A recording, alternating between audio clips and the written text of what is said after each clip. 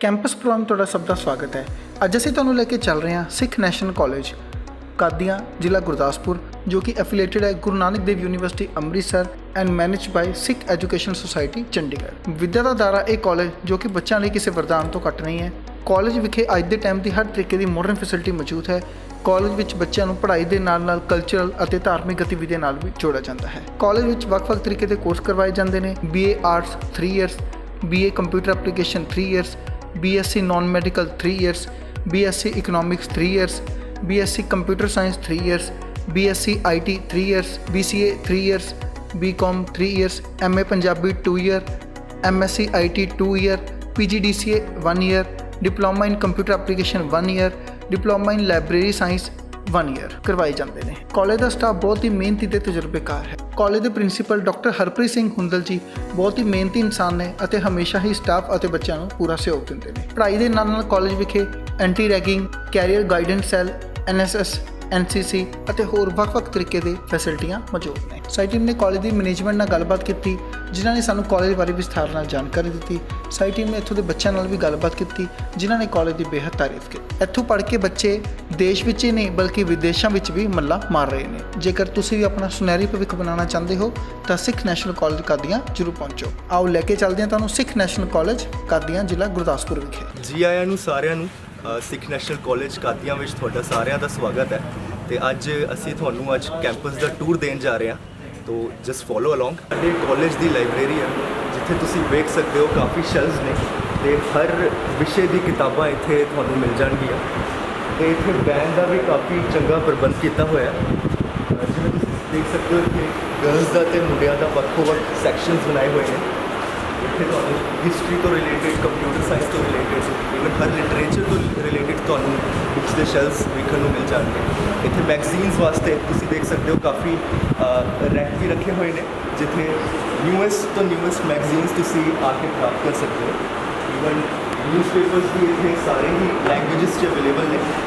ਹਿੰਦੀ 'ਚ, ਪੰਜਾਬੀ 'ਚ and even English 'ਚ ਵੀ ਟ੍ਰਿਬਿਊਨ ਵਰਗੀਆਂ ਅਖਬਾਰਾਂ ਇੱਥੇ ਤੁਹਾਨੂੰ ਅਵੇਲੇਬਲ ਮਿਲ ਜਾਣਗੀਆਂ ਰੋਜ਼।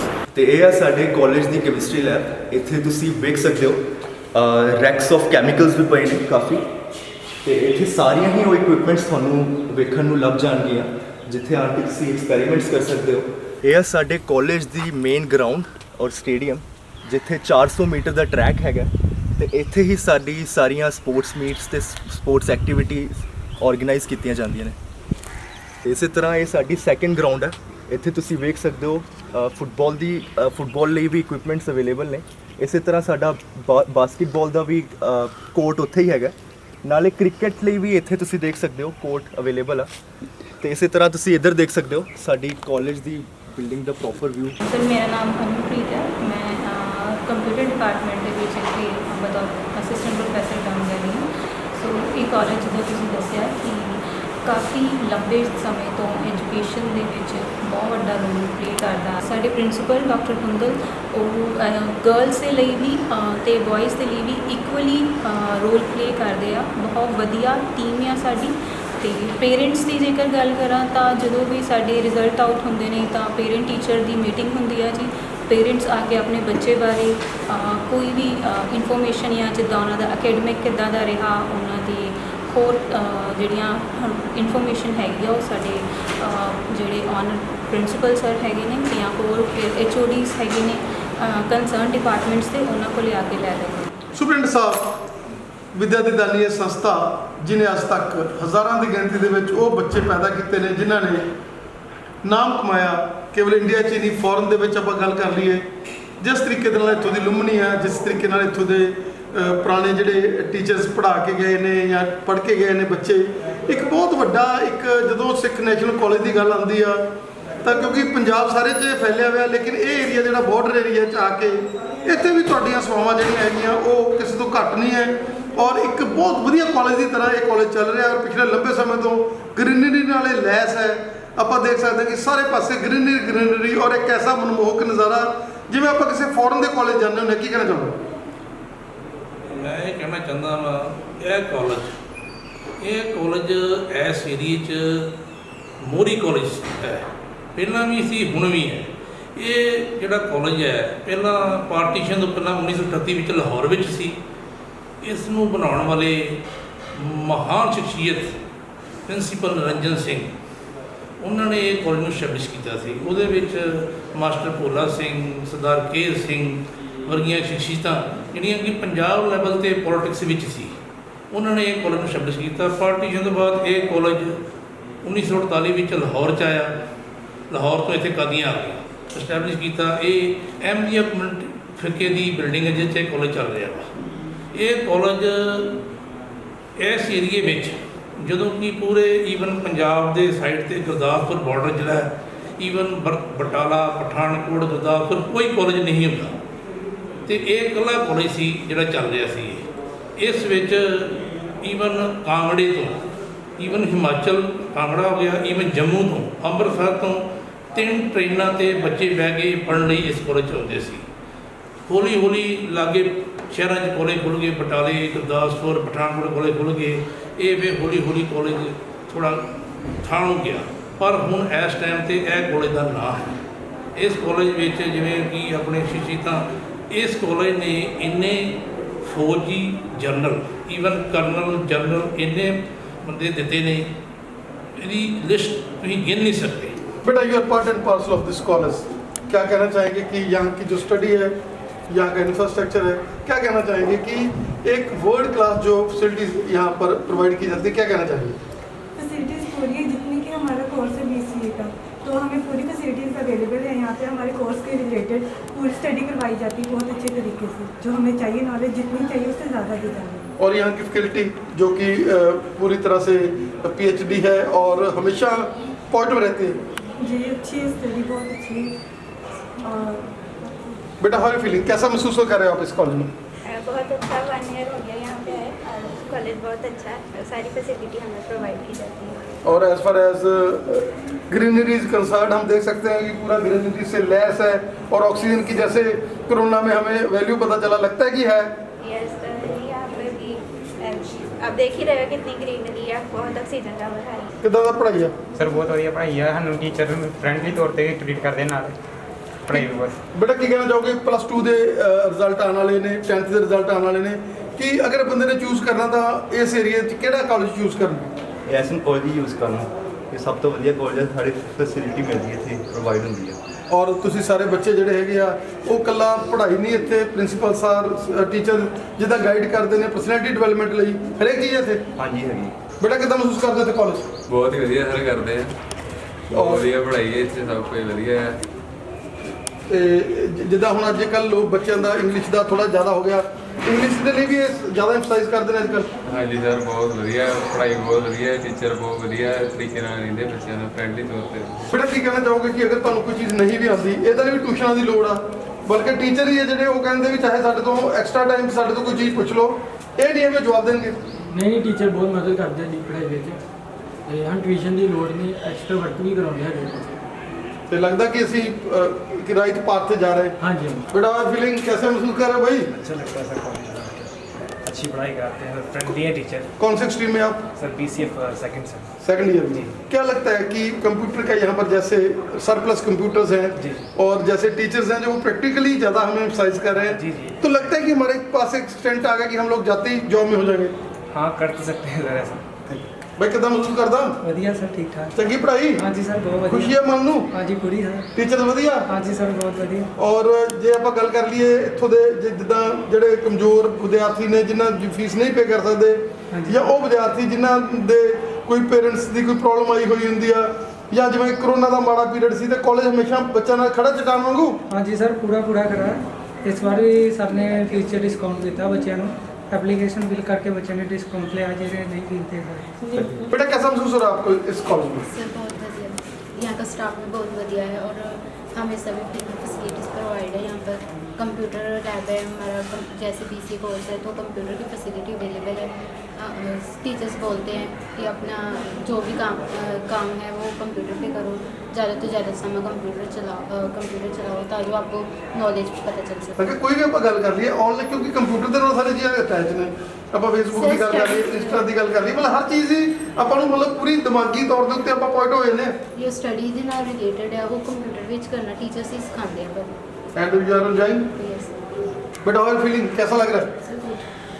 कैसी पढ़ाई है सर बहुत वधिया और टीचर्स टीचर्स भी बहुत वधिया ने ਕੀ ਕਹਿਣਾ ਚਾਹੋਗੇ ਜੇ ਪਲੱਸ 2 ਦੇ ਹੁਣ ਰਿਜ਼ਲਟ ਆਉਣ ਵਾਲੇ ਨੇ 10th ਦੇ ਰਿਜ਼ਲਟ ਆਉਣ ਨੇ अगर अगले ने चूज़ करना तो केड़ा कॉलेज करन सिख नेशनल कॉलेज बिकॉज यहाँ पर कई जो विलेज है वहाँ पर सम पीपल्स जेह्ड़े नहीं प्रोवाइड कर सकते कई दूर नहीं जाना चाह सकते सो इत्थे मैं कहनी हाँ भी इत्थे इस कॉलेज विच आन सो अपनी वधिया तो वधिया हायर स्टडी करन बेटा कितना महसूस करते कॉलेज सर बहुत वधिया फील कर रहे हैं क्योंकि ये कॉलेज है बहुत वधिया पूरा सपोर्टिव कॉलेज है तो स्टाफ बहुत वधिया है जे सानू कोई मिसटेक हो जाती है नहीं पता लगता और टीचर कहते हैं कि साढ़े को बेझिझक हो के पूछो मतलब सारा कुछ दसते हैं किद्दां करना है अपनी मॉरल वैल्यूज़ के बारे भी दसते हैं थैंक यू बेटा विद्या दा दानी कॉलेज जिथे तुसीं पढ़ रहे हो कितना महसूस कर रहे हो बहुत वधिया महसूस कर रहे हो कॉलेज में पढ़ के बहुत वधिया है सबने कहा कि बहुत वधिया कॉलेज है एंड हर चीज़ के कॉलेज नाल खड़ा हर फील्ड में हेल्प करता है स्पोर्ट्स वगैरह हर चीज़ अवेलेबल है सब ਤੇ ਪੇਰੈਂਟਸ ਵੀ ਖੁਸ਼ ਨੇ ਸਾਰੇ हाँ जी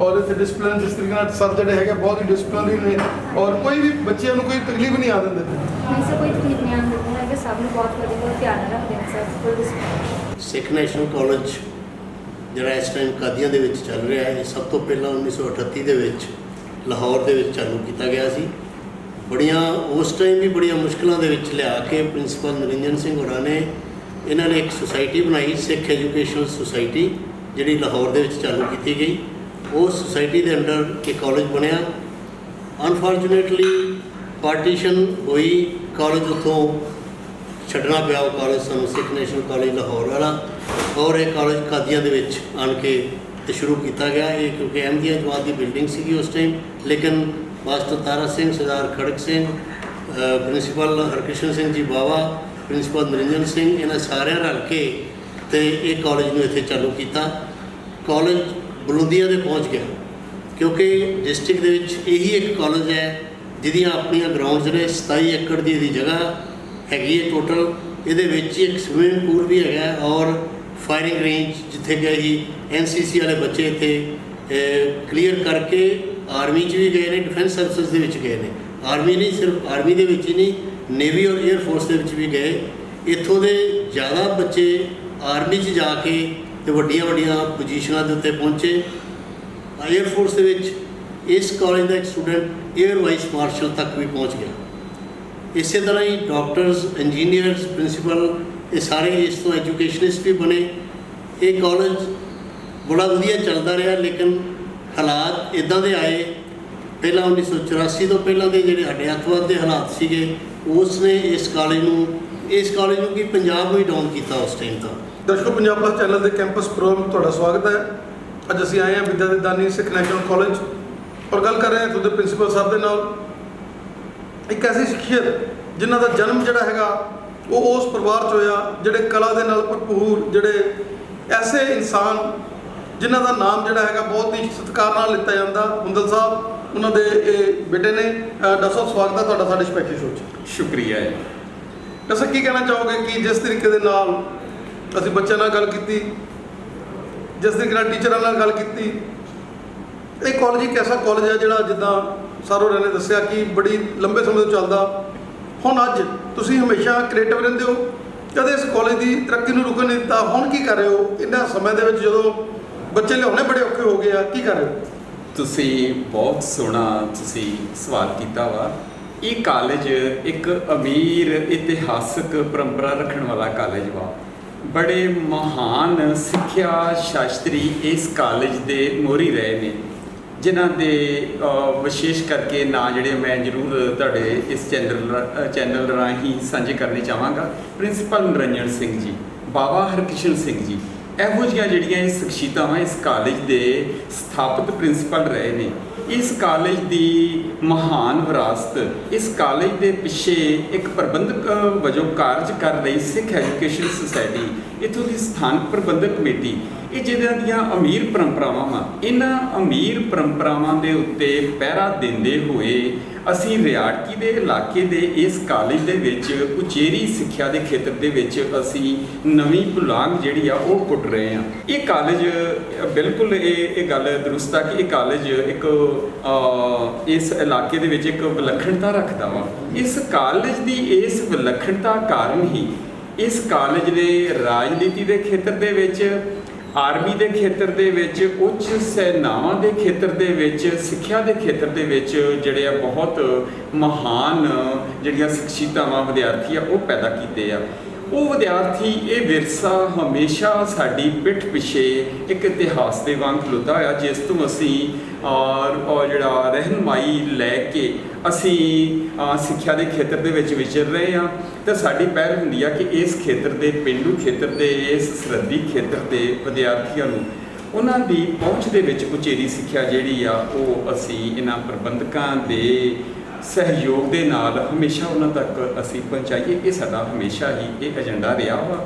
ਅਸੀਂ ਇਹਦੇ 'ਤੇ ਜਿਹੜਾ ਵਾ ਲਗਾਤਾਰ ਅਸੀਂ ਕੰਮ ਕਰ ਰਹੇ ਹਾਂ। ਇਹ ਕਾਲਜ ਇਹ ਇੱਕ ਇਸ ਕਾਦੀਆਂ ਦੇ ਇਤਿਹਾਸਕ ਕਸਬੇ ਦੇ ਸਾਰੇ ਹੀ ਲੋਕਾਂ ਦਾ ਇੱਕ ਸਾਂਝਾ ਕਾਲਜ ਆ। ਸਾਨੂੰ ਇਸ ਕਾਲਜ ਦੇ ਹਰ ਵਰਗ ਵੱਲੋਂ ਸਾਨੂੰ ਸਹਿਯੋਗ ਮਿਲ ਰਿਹਾ ਵਾ। ਉਹ ਸਹਿਯੋਗ ਸਾਨੂੰ ਇੱਕ ਨਵੀਂ ਊਰਜਾ ਜਿਹੜੀ ਆ ਉਹ ਦਿੰਦਾ ਹੈ। ਸਰ, ਪਲੱਸ 2 ਦੇ ਜਿਹੜੇ ਰਿਜ਼ਲਟਸ ਹੈ ਉਹ ਡਿਕਲੇਅਰ ਹੋਣ ਵਾਲੇ ਨੇ, 10th ਦੇ ਰਿਜ਼ਲਟ ਜਿਹੜੇ ਡਿਕਲੇਅਰ ਹੋਣ ਵਾਲੇ ਨੇ।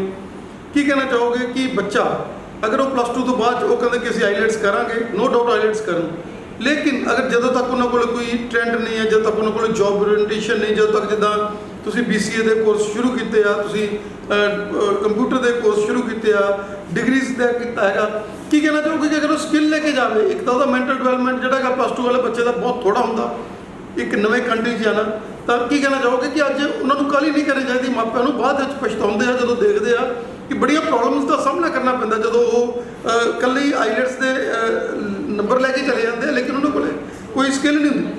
ਬਿਲਕੁਲ, ਇਹ ਇਸ ਵੇਲੇ ਪੰਜਾਬ ਦੇ ਲਈ ਇਹ ਸੰਕਟ ਆ ਕਿ ਹਰ ਵਿਦਿਆਰਥੀ, ਹਰ ਪਰਿਵਾਰ ਆਪਣੇ ਬੱਚਿਆਂ ਨੂੰ ਬਾਹਰ ਉਚੇਰੀ ਪੜ੍ਹਾਈ ਦੇ ਲਈ ਘੱਲਣਾ ਚਾਹੁੰਦਾ ਵਾ। ਪਰ ਇਹ ਸਮਝਣ ਦੀ ਲੋੜ ਵਾ ਕਿ ਪਲੱਸ 2 ਪਾਸ ਬੱਚਾ ਉੱਥੇ ਜਾ ਕੇ ਕੀ ਕਰੇਗਾ, ਕਿੰਨੇ ਸਾਲ ਸਟੱਡੀ ਕਰੇਗਾ। ਇਹ ਗੱਲ ਸਮਝਣ ਦੀ ਲੋੜ ਆ ਤੇ ਸਮਝਾਉਣ ਦੀ ਲੋੜ ਆ। ਅਸੀਂ ਹਮੇਸ਼ਾ ਬੱਚਿਆਂ ਦੇ ਨਾਲ ਇਸ ਵਿਸ਼ੇ ਦੇ ਉੱਤੇ ਡਾਇਲਾਗ ਕਰਦੇ ਹਾਂ ਕਿ ਤੁਸੀਂ ਕੋਈ ਉਚੇਰੀ ਸਿੱਖਿਆ, ਕੋਈ ਤੁਸੀਂ ਤਕਨੀਕੀ ਸਿੱਖਿਆ ਲੈ ਕੇ ਤੁਸੀਂ ਉੱਥੇ ਜਾਓਗੇ ਤਾਂ ਤੁਸੀਂ ਕੋਈ ਚੰਗੀ ਉਹ ਉੱਥੇ ਜਿਹੜੀ ਹੈਗੀ ਆ ਕੋਈ ਜੌਬ ਪ੍ਰਾਪਤ ਕਰ ਸਕਦੇ ਆ। ਕਿ ਜਾਂ ਤੁਸੀਂ ਉੱਥੇ ਜਾ ਕੇ ਤੁਸੀਂ 1 ਸਾਲ ਸਟੱਡੀ ਜਾਰੀ ਕਰ ਸਕੋ, ਉਸ ਤੋਂ ਬਾਅਦ ਤੁਸੀਂ ਲੇਬਰ ਕਰੋ।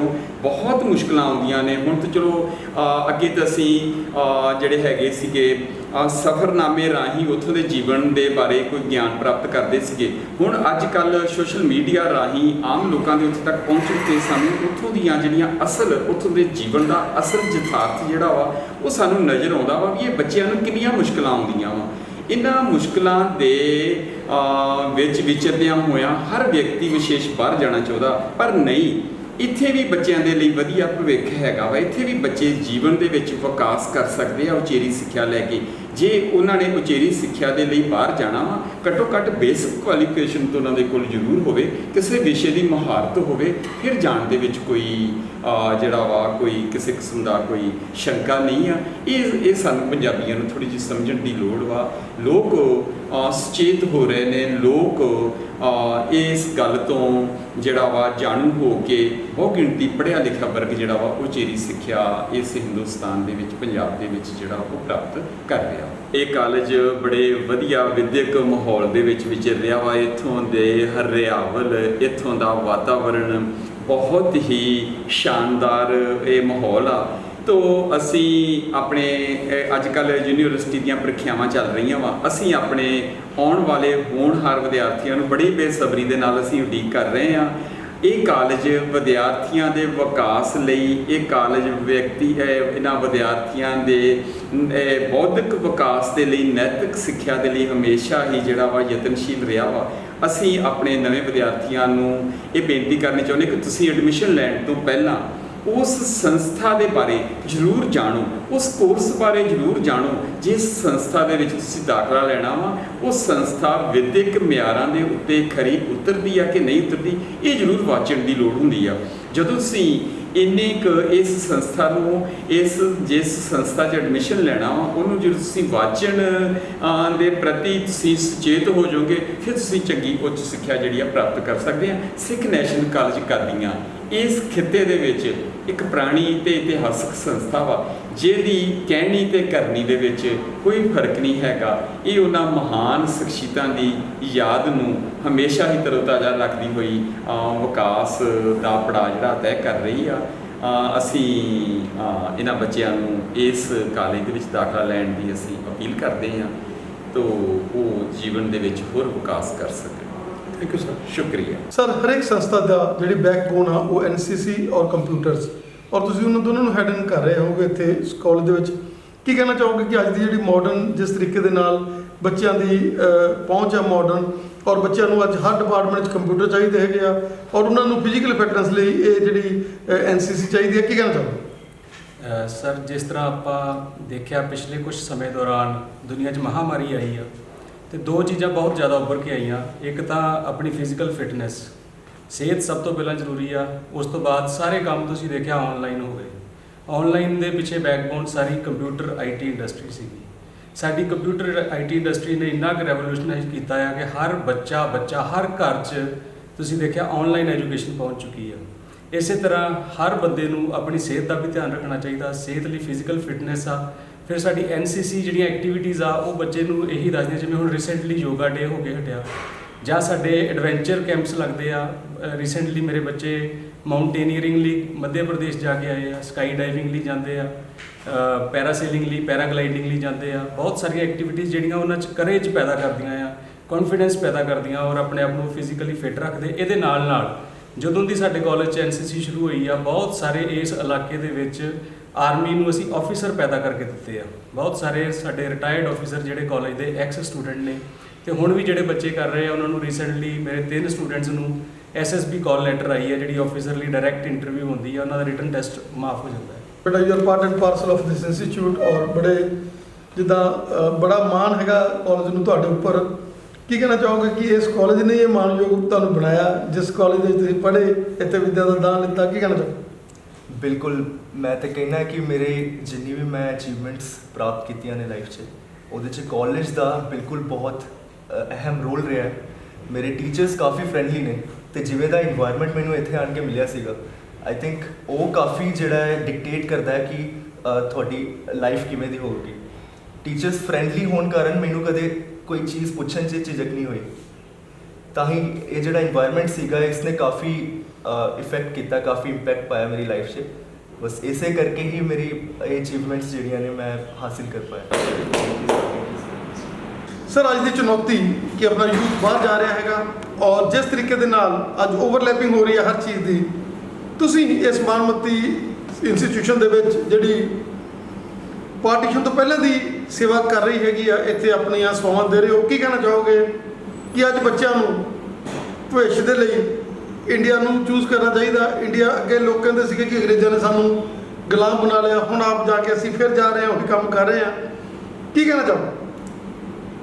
ਸਰ, ਇਸ ਤਰ੍ਹਾਂ ਹੈ, ਬਾਹਰ ਜਾਣ 'ਚ ਜਿਹੜਾ ਹੈ ਉਹ ਕੋਈ ਇੰਨਾ ਵੱਡਾ ਇਸ਼ੂ ਨਹੀਂ ਹੈ, ਪਰ ਜੇ ਬੱਚੇ ਦਾ ਬੇਸ ਸਟਰੋਂਗ ਹੋਵੇ, ਬੱਚਾ ਅੱਛੀ ਕੁਆਲੀਫਿਕੇਸ਼ਨ ਲੈ ਕੇ ਇੱਥੋਂ ਜਾਏ ਔਰ ਉੱਥੇ ਹਾਇਰ ਐਜੂਕੇਸ਼ਨ ਜਿਹੜੀ ਹੈ ਉਹ ਅਚੀਵ ਕਰੇ, ਉੱਥੇ ਵੀ ਉਹਦੀ ਪਲੇਸਮੈਂਟ ਚੰਗੀ ਹੈ। ਲੇਕਿਨ ਇੰਡੀਆ ਨੂੰ ਜਾਂ ਸਾਡੇ ਇਸ ਪੰਜਾਬ ਨੂੰ ਉਹਨਾਂ ਬੱਚਿਆਂ ਨੂੰ ਪ੍ਰੈਫਰੈਂਸ ਦੇਣੀ ਚਾਹੀਦੀ ਹੈ ਜਿਹੜੇ ਕੋਰਸਿਸ ਸਾਡੇ ਕੋਲ ਚੱਲ ਰਹੇ ਨੇ ਕਾਲਜਾਂ ਦੇ ਵਿੱਚ, ਜਿਨ੍ਹਾਂ ਦੇ ਵਿੱਚ BSc ਹੈ, ਭਾਵੇਂ ਨਾਨ ਮੈਡੀਕਲ ਹੈ, ਭਾਵੇਂ ਕੰਪਿਊਟਰ ਸਾਇੰਸ ਦੀ ਹੈ, ਭਾਵੇਂ ਦੂਸਰੇ ਕੰਪਿਊਟਰ ਕੋਰਸਿਸ ਨੇ।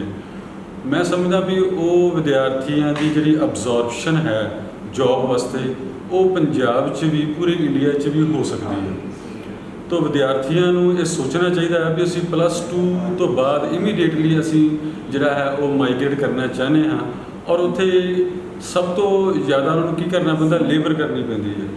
ਇੱਥੇ ਰਹਿ ਕੇ ਉਹ ਸਭ ਤੋਂ ਪਹਿਲਾਂ ਗ੍ਰੈਜੂਏਟ ਹੋਣ, ਚਾਹੇ ਉਹ BSc ਵਾਲੇ ਪਾਸੇ ਹਨ, ਚਾਹੇ ਉਹ ਕੰਪਿਊਟਰ ਕੋਰਸ ਵਾਲੇ ਪਾਸੇ ਹਨ, ਪਹਿਲਾਂ ਉਹ ਗ੍ਰੈਜੂਏਸ਼ਨ ਕੰਪਲੀਟ ਕਰਨ, ਉਸ ਤੋਂ ਬਾਅਦ ਫਿਰ ਉਹ ਸੋਚਣ ਵੀ ਉਹਨਾਂ ਨੇ ਮਾਸਟਰ ਕਰਨੀ ਹੈ, ਅਤੇ ਮਾਸਟਰ ਵਾਸਤੇ ਉਹਨਾਂ ਕੋਲ ਕੀ ਆਪਸ਼ਨਸ ਨੇ। ਕਿਆ ਸਾਡੇ ਕੋਲ ਇੰਡੀਆ ਦੇ ਵਿੱਚ ਇਨਫਰਾਸਟਰਕਚਰ ਘੱਟ ਹੈ, ਕਾਲਜਸ ਵਧੀਆ ਨਹੀਂ ਹੈਗੇ, ਕਿਆ ਯੂਨੀਵਰਸਿਟੀਜ਼ ਨਹੀਂ ਹੈਗੀਆਂ? ਸਭ ਕੁਝ ਇੱਥੇ ਵਧੀਆ ਹੈਗਾ। ਤਾਂ ਆਪਾਂ ਨੂੰ ਕੋਸ਼ਿਸ਼ ਕਰਨੀ ਚਾਹੀਦੀ ਹੈ ਵੀ ਪਹਿਲ ਸਾਡੀ ਆ ਉਹ ਇਸ ਦੇਸ਼ ਨੂੰ, ਇਸ ਪੰਜਾਬ ਦੀ ਸਟੇਟ ਨੂੰ ਜਿਹੜੀ ਹੈ ਹੋਣੀ ਚਾਹੀਦੀ ਹੈ। ਬਟ ਮਿਸਤਰੀ ਵਿੱਦਿਆ ਦੇ ਲਈ ਇਹ ਕਾਲਜ ਇੱਕ ਵਰਦਾਨ ਮੰਨਿਆ ਜਾਂਦਾ, ਔਰ ਇੱਥੋਂ ਦੀਆਂ ਪੜ੍ਹੀਆਂ ਬੱਚੀਆਂ ਸਾਰੇ ਵਰਲਡ ਦੇ ਵਿੱਚ ਮੱਲਾਂ ਮਾਰ ਰਹੀਆਂ ਨੇ, ਕੀ ਗੱਲ ਕਰਦੇ?